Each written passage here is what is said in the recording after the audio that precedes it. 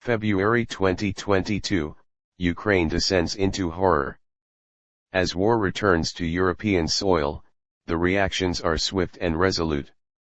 In less than 24 hours, a deluge of sanctions rains down on Russia. The Federal Council has decided to adopt the sanctions package. A ban on Russian war chest oil. Never before has such a heavy-hitting economy faced such measures. We will prevent Putin from accessing his war treasure. One by one, billionaires close to Putin are hunted down, their yachts and jets seized, their assets frozen. But for this to work, the freeze must be absolute. At the slightest crack, the entire bloc threatens to crumble. Do you want to be the country that could be used to circumvent these sanctions? Is Switzerland this loophole? Has it been selective in freezing Russian assets since the beginning of the war? Criticism has grown louder. All these sanctions, they were adopted begrudgingly, doing the minimum possible to avoid criticism. It's true that there have always been dishonest individuals who faked reports, who produced false certificates, that has existed. But let's say, these remain isolated cases. Real, allowed, or a vendetta against Switzerland. We conducted an investigation, and you'll see, thanks to an unprecedented data leak, we were able to delve into the heart of this Russian money, billions managed by Switzerland. Initially, sanctions equated to confiscation. Lavish yachts, worth staggering amounts, trapped in ports. Can this really stop a war? According to Didier Bodger, lawyer and bank administrator, these measures are purely symbolic. Yachts are highly visible, they fuel the public's imagination, these extravagant vessels, these incredible ecological antitheses. Everyone thinks it's chic, we've confiscated a boat, but in reality, it's the beginning of a nightmare. All it will do is keep the boat in a port, with 30 crew members who will have to be funded by the state that seized it. They need to be fed, the boat needs to be maintained. All of this will be at the taxpayer's expense. To be effective, you must hit directly in the wallet. That's the crux of the matter. But freezing Russian fortunes is much more complex than seizing yachts. Oligarchs' love affair with Switzerland is nothing new. Two examples.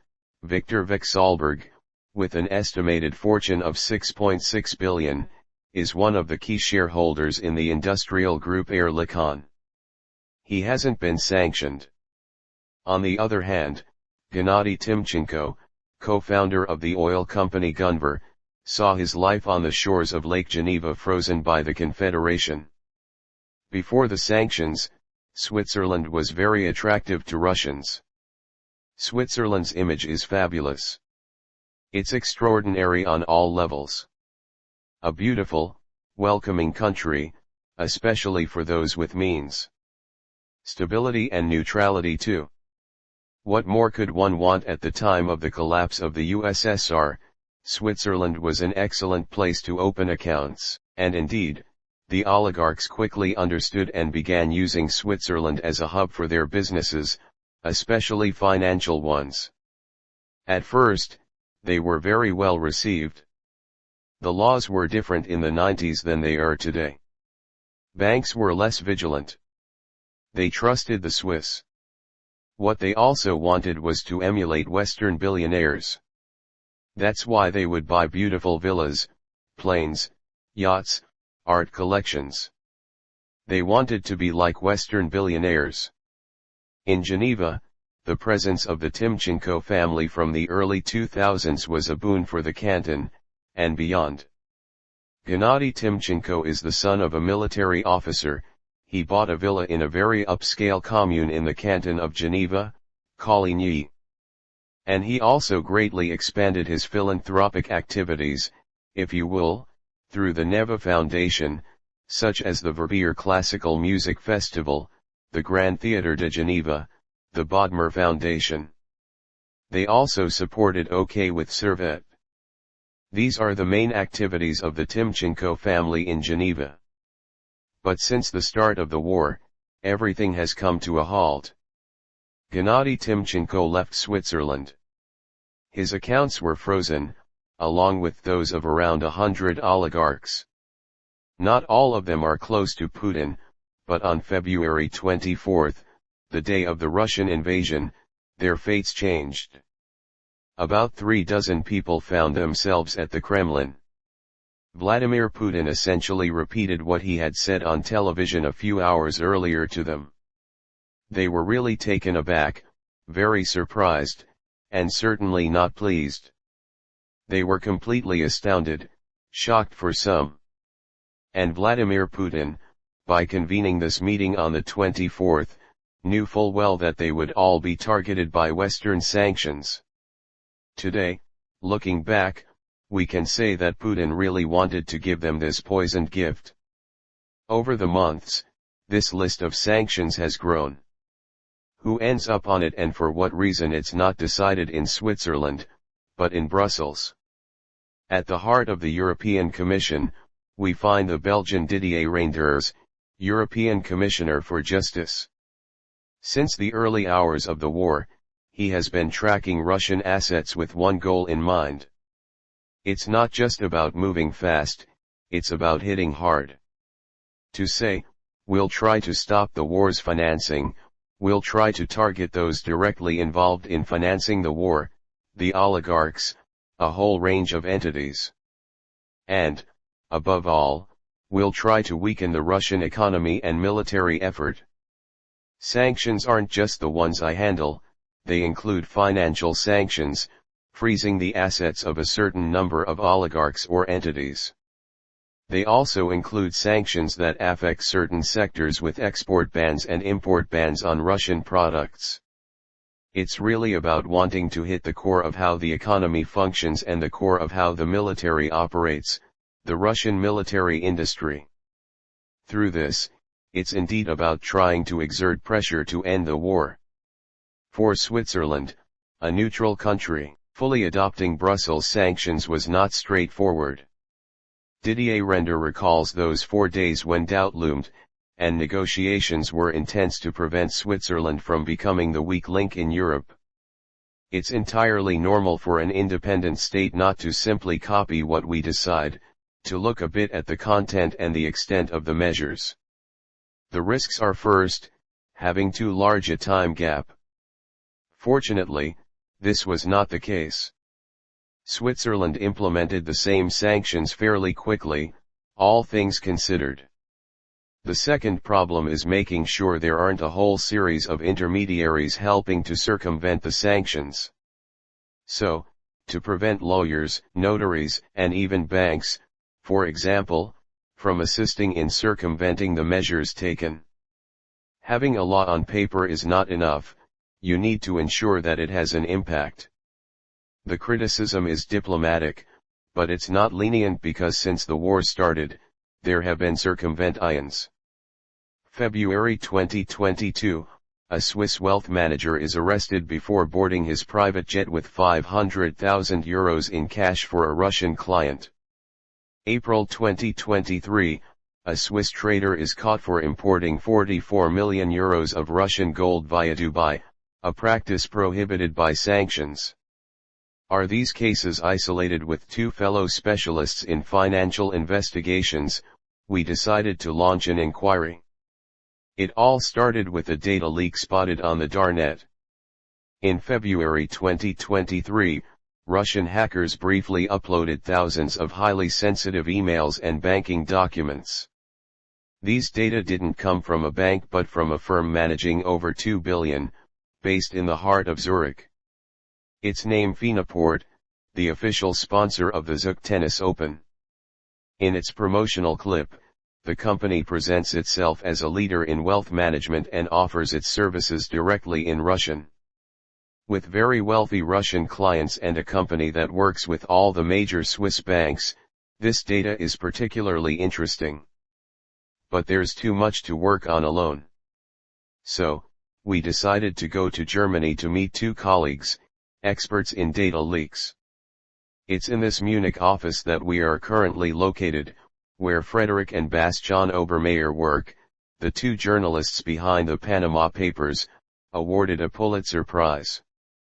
Alongside them, a dozen collaborators, and over the months, journalists from France, Germany, and Switzerland joined forces to analyze Finaport's data. We had never heard of Finaport before. And that's what makes it so interesting for us, because it seems that Finapor is a much smaller company than the more well-known players. And for Finapor, this company may be under the radar and not as closely monitored as the major banking players in Switzerland. It seems that it could be dealing with clients that the big banks no longer want to approach because they are too closely watched. This leak represents 1.2 terabytes of data. We see many emails, documents, and banking data, even if the people who hacked them are really bad and aggressive, and it seems to be the case. Nevertheless, if there is information that the public should know, well, we will publish it. The first step is to cross-reference the names of sanctioned individuals with Finapor's clients. On this point, there's nothing to complain about, the rules are strictly followed, and none of the sanctioned oligarchs are managed by the Zurich-based company. But we discovered Russian money directly linked to the war effort in the data. Indeed, the data contains the family of a man, Alexander Ponomarenko. The head of a state-owned company called Misvodakanal, specializing in wastewater treatment. This high-ranking official is a friend of Moscow's deputy mayor. And his close relatives have benefited from numerous public contracts, totaling more than 150 million euros in 10 years. The value of the contracts is far too high. It could explain why this family is so wealthy. Ponomarenko's daughter and girlfriend are among the top clients of Finaport. Thanks to Munich investigators, we discover that the Ponomarenko family has set up an ultra-sophisticated structure to repatriate its money to Europe, a fortune managed by Finapor. Don't panic, it seems complicated, but one thing needs to be remembered. At the end of 2022, 46 million were deposited in Swiss accounts for this family. Ponomarenko's daughter and girlfriend are not under sanction, but the origin of the money raises questions. Shouldn't this be a red flag? You have millions of US dollars and someone who works for a state-owned company. You have money leaving Russia, and this guy runs a public enterprise, and his close relatives are making a fortune. So either they didn't see the problem, or they decided to look the other way. Again, we don't feel that Switzerland is really doing everything in its power to put an end to this kind of behavior, and we believe it remains a problem. The problem is that Alexander Ponomarenko's company isn't limited to Moscow. Misvodakanal operates in occupied territories, and on the social network VKontakte, we discover that the company financially encourages its employees to fight in Ukraine. According to this video published by the company, about 100 men and equipment were sent to the front. Contacted, Finapor declined all our interview requests.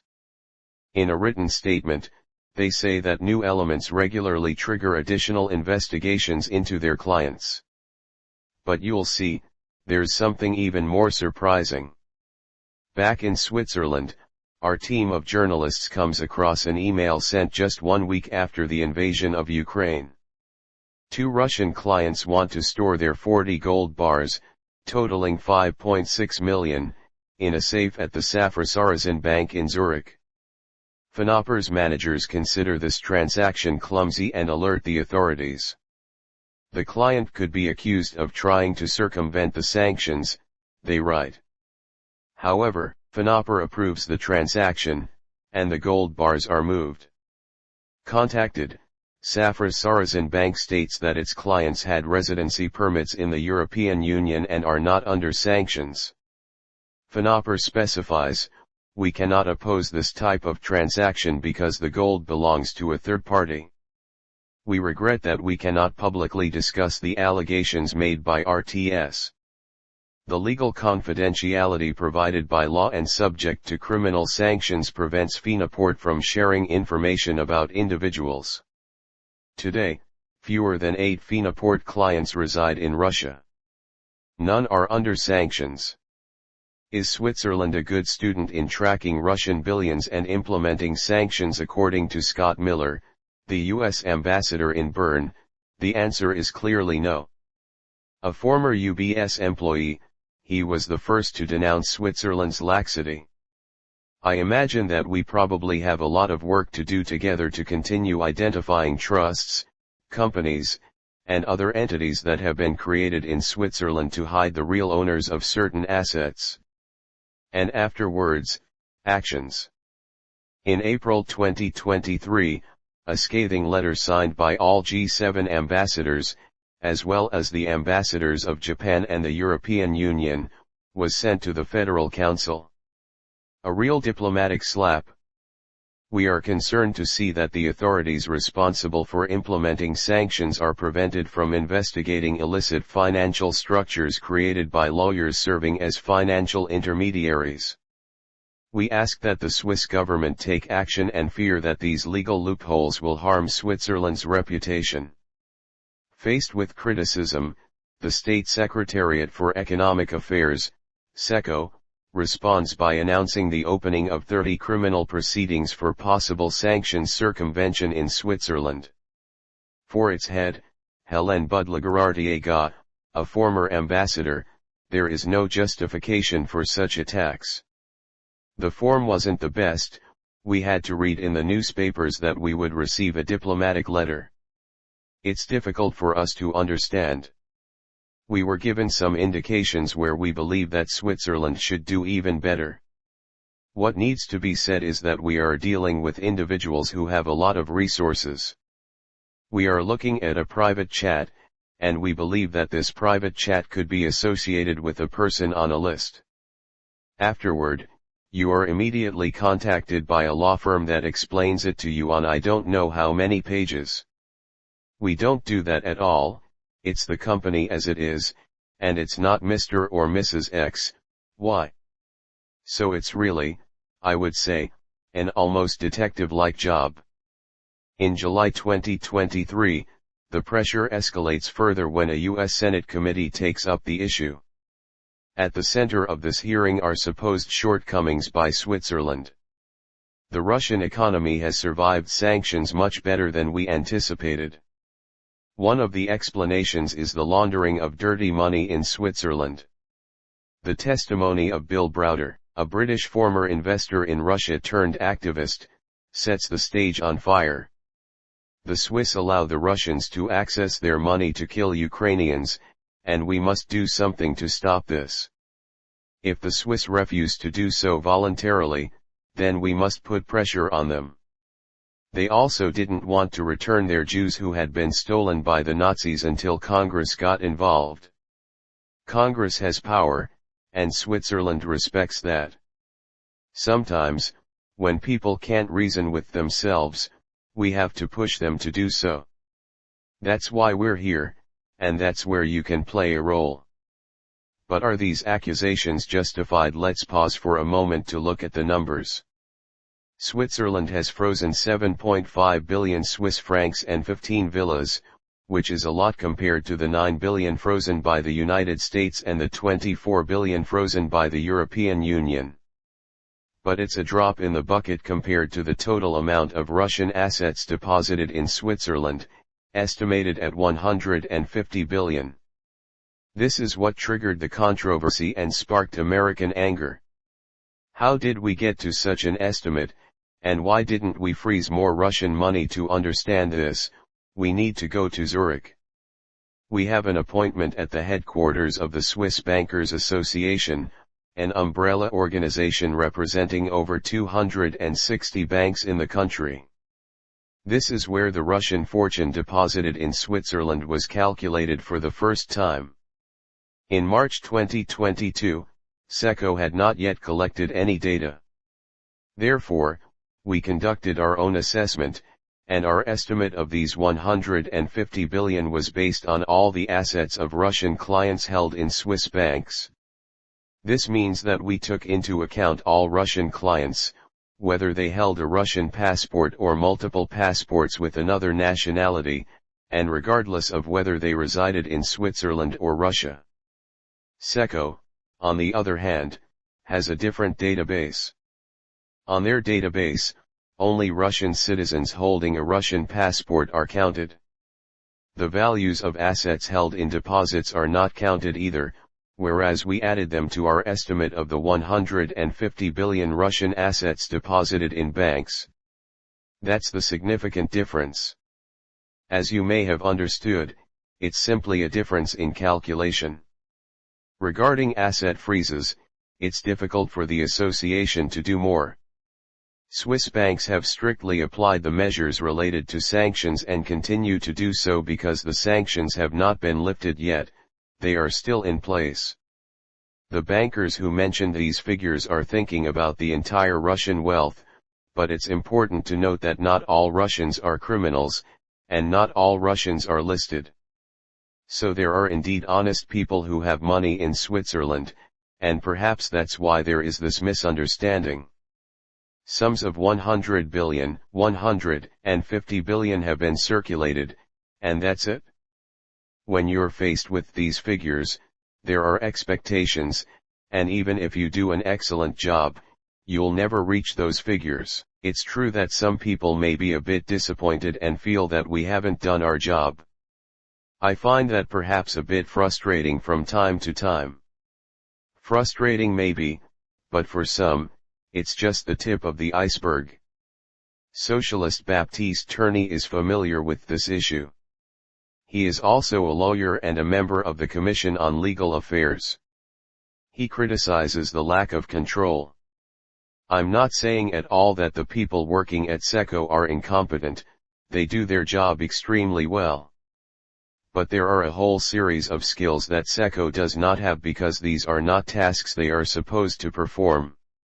That's why neighboring countries or the United States have set up task forces that bring together people from the equivalent of SECO, people from private banks, specialists in the trade of commodities, and so on. By combining all these skills, we can uncover extremely complex financial structures that allow sanctions to be circumvented. And again, when the stake is ultimately the money that Russia continues to earn to fund the war, because that's what we're really talking about, well, I think we could put a little more goodwill into it. Lack of willingness or lack of control, one thing is certain. To stop the war and rebuild Ukraine, the United States and Europe are closely monitoring any Russian money that comes their way. The list of sanctions could therefore continue to grow. If Switzerland is under pressure, it's because it has been carrying the reputation of hosting dirty Russian money for years. However, in the early 2000s, banks had announced that they were wiping the slate clean, putting an end to scandals. But, as you will see, the rest of our investigation will show something entirely different. Two clients of FNAPR have caught our attention. The first is a heavyweight in Russian politics, Leonid Draiman, former Minister of Telecommunications and personal advisor to the President from 2008 to 2010. In this photo, he is seen with his back to the camera facing the German Chancellor. It was during this time that he became a client of FNAPR, with over 30 million euros deposited in his Zurich accounts. However, in 2006, Leonid Draiman was found guilty of money laundering and personal enrichment by a Zurich court. We're talking about someone who was really involved in Russian kleptocracy for years, who was very close to Vladimir Putin, and who was involved in a number of affairs that were themselves highly publicized. You wouldn't need a financial institution to know that this was a radioactive person. Indeed, there is a willingness to treat this client as a normal client, as an ordinary person, even though all external signals indicate otherwise. The former Russian minister was a client of FNAPR at least until the end of 2021. The company defends itself against any wrongdoing and emphasizes that it precisely clarifies the backgrounds of its clients and the origin of the assets it manages. The second client is a multimillionaire convicted in Russia for fraud in 2019 for diverting assets from his insurance company. He is on the international list of wanted persons. Yet, this Russian managed to open several accounts in Switzerland under two names and two different identities. The case of is particularly interesting because, first of all, this is someone who is wanted by the Russian justice system, who has several lawsuits for fraud, especially in the insurance sector. The other thing that is striking is that we're not talking about small amounts at all. It's almost 45 million that will circulate through Finamport in S entourage. So there are questions about the potential alerts that Finamport should have issued to the Swiss authorities. We presented these cases to a former employee of Tricefin, the French unit responsible for combating money laundering. For security reasons, he requests to be blurred, but his response is clear. Having two passports is not forbidden, however. Having two passports with two names, that raises a real question. Anyway, a normally diligent professional should never have let that pass. You can't consider this a normal and standard situation, especially when we're not talking about sums of just a few €1,000. At that level, you have to be extremely careful. From the elements I've examined and what you've given me, I think each case should have prompted a diligent professional to react.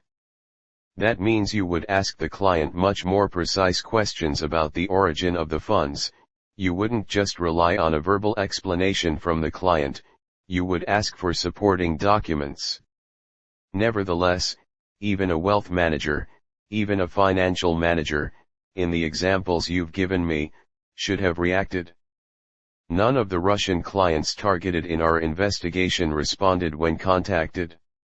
By email, Finamport explained that it is up to the client to decide under which name they want to open their bank accounts and added that it is not aware of any cases in which clients have deceived banks or authorities by asserting their different nationalities.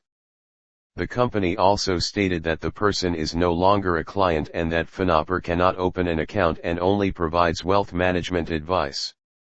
However, its role has gone beyond that, and that is what we will now reveal. In March 2022, just after the start of the sanctions, Finamport sent an email to a Russian client with solutions for urgently obtaining a residence permit or passport, with prices ranging from 7,000 Swiss francs for Hungary to 150,000 Swiss francs for the Caribbean island of Grenada.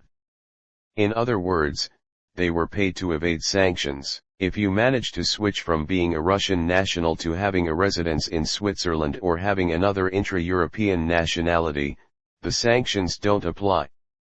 It's obviously a way to circumvent the sanctions.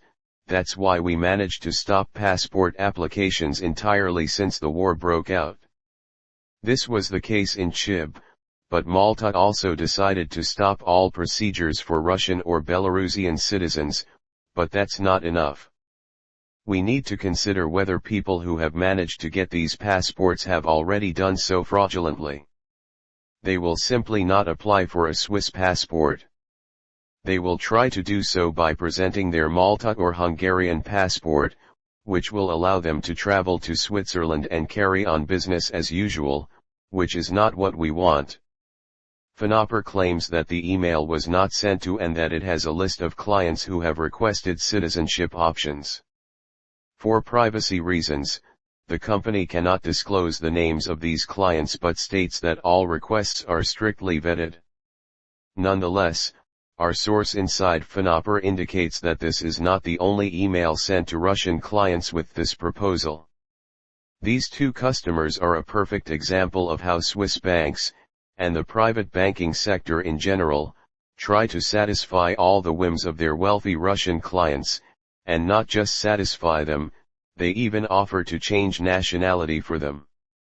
The fact is that, while on the one hand, Switzerland imposes sanctions, it offers to change nationality to people targeted by these sanctions. So it's like the right hand doesn't know what the left hand is doing. This episode demonstrates that despite the international efforts to impose sanctions, some wealthy individuals continue to find ways to evade them with the help of willing financial institutions. It also highlights the need for stronger enforcement and oversight of sanctions compliance in the financial sector to prevent such activities.